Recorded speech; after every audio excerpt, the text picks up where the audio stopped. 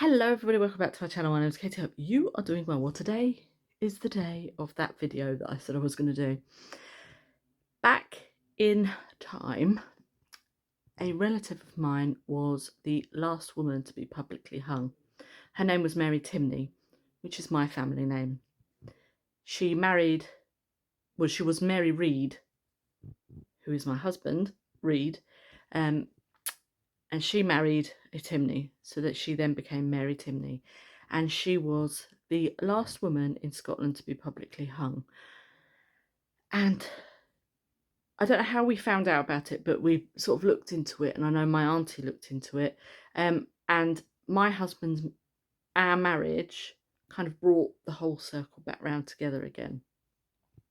And the BBC wanted to do something about it, and then something happened, and I don't actually think it went ahead, the filming for everything.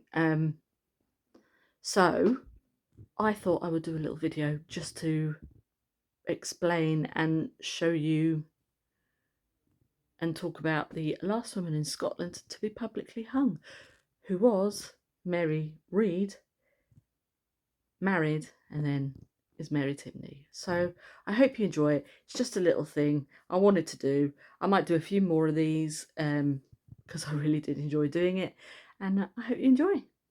Poppy K and her weekly vlogs, shopping, reading and her monologues. Poppy K and her weekly vlogs. Poppy K, subscribe, like, comment and share. On Tuesday the 29th of April 1862, 27-year-old Mary Timney became the last woman to be publicly hanged in Scotland. She was executed at 8:15 a.m. on the gallows borrowed from Edinburgh and erected at the junction of St David's Street, now Irish Street, and Buccleuch Street, outside the prison in Dumfries, before a crowd of some 3,000 people.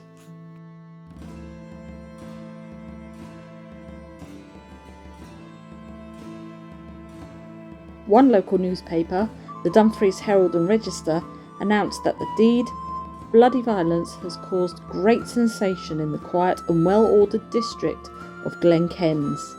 Mary lived in a cottage on a land owned by 40-year-old Anne Hannah at Carsford, near the eastern edge of what is now Galloway Forest Park. It appears that the two women did not get on well, and that was the problem, with Mary frequently trying to borrow money from Anne. Anne also accused Mary of stealing wood from her. Things came to a head on the morning of the 13th of January 1862, when Mary attacked Anne in her own home and beat her to death. Anne was discovered by her brother, Lockhart Hannah, lying on the floor in a pool of blood, barely clinging to life. A butcher's knife and 2-foot-long piece of iron, both covered in blood, were found in the room. Mary was the prime suspect and was identified by witnesses as having been in the vicinity, carrying a mallet and having blood-stained clothes. She was arrested and claimed that Anne had started the fight by kicking her, and that she used the weapons that were to hand in self-defence. She came to trial in early April at Dumfries before Lord Deas. It took the jury just half an hour to unanimously find her guilty of murder. Lord Deas donned the black cap in preparation to pass sentence of death, causing Mary to exclaim, "No, my lord, give me forever prison, dinna do that." He continued to sentence her, causing her to break into tears.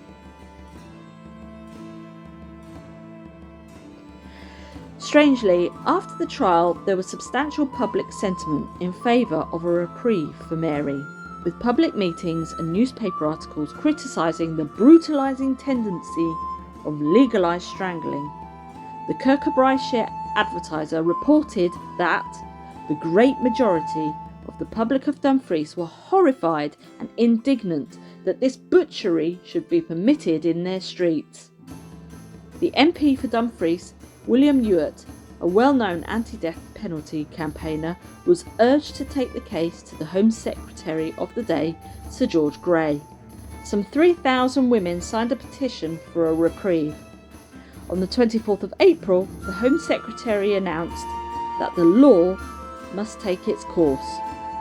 William Calcraft had travelled up from London on Monday and made the usual preparations. At 8:15, Mary was led to the New Drop gallows in a state of near collapse, crying out, "Oh, my four weans! Oh, my four weans!"